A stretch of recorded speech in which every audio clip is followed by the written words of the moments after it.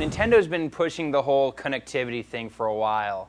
The ability to interact between games on your Game Boy Advance and the GameCube. Most of the stuff that's done this has been, the GBA and the GameCube versions of a game will be able to connect, and you'll get some secret items or a special level will unlock. A lot of the stuff has been real token, though. There hasn't been a lot of stuff that has really made connectivity a real compelling reason to want to have both a Game Boy Advance and a GameCube. That is until now. The Legend of Zelda: Four Swords Adventures is really an amazing game. However, it puts the focus on 4-player, multiplayer, cooperative. It just integrates the whole connectivity thing seamlessly, and it really makes it compelling and really makes it a lot of fun. The Four Swords Adventures has its roots in The Legend of Zelda: A Link to the Past for the GBA, the port of the classic SNES adventure game.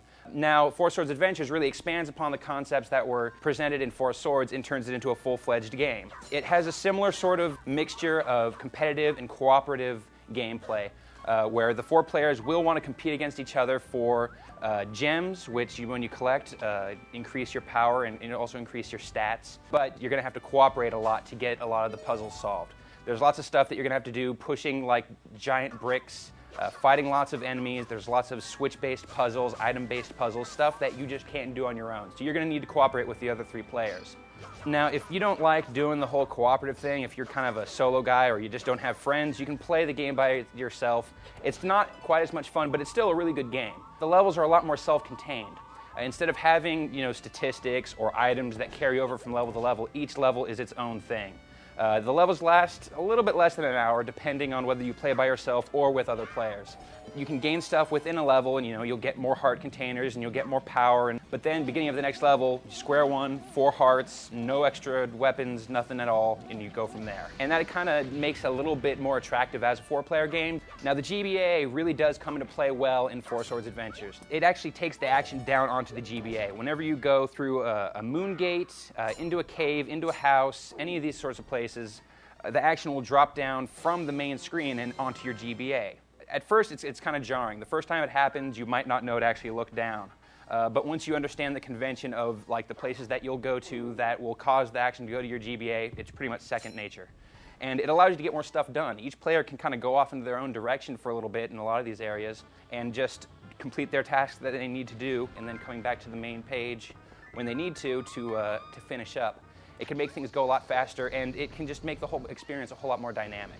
What this really does in the end is just it makes the GBA absolutely essential to the experience, which is something that I don't think really any other GBA GameCube connectivity-based game has done so far.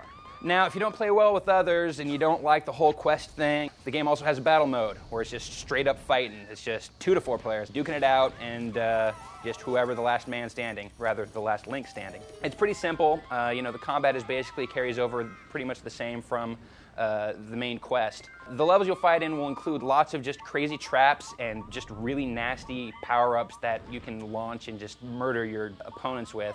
So that kind of makes things a little more interesting. Really, it's an aside.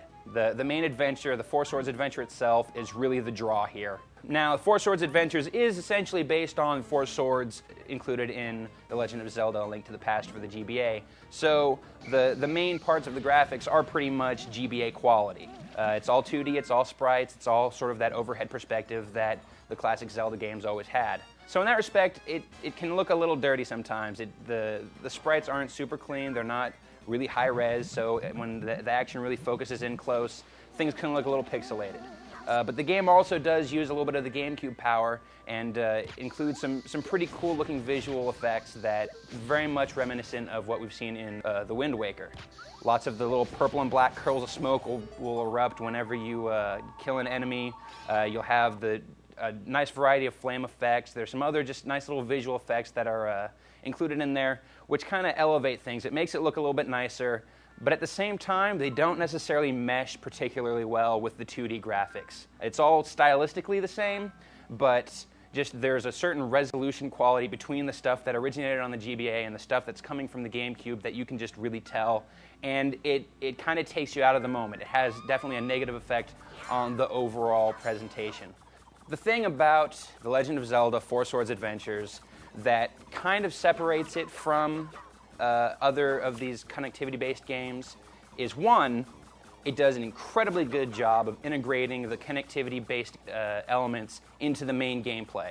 It's not like this stuff's been shoehorned in. You get the feeling that this game would not be as good without this stuff. And that is absolutely fundamental to it. Another thing is that it's just good. It is just a fun game. There is certainly a little bit of a hardware novelty to it with, going back and forth between the GBA and the GameCube. But the bottom line is that if you only play it by yourself and you don't take full advantage of the connectivity and the 4-player cooperative play, you're not going to get everything that you need to get out of Four Swords Adventures.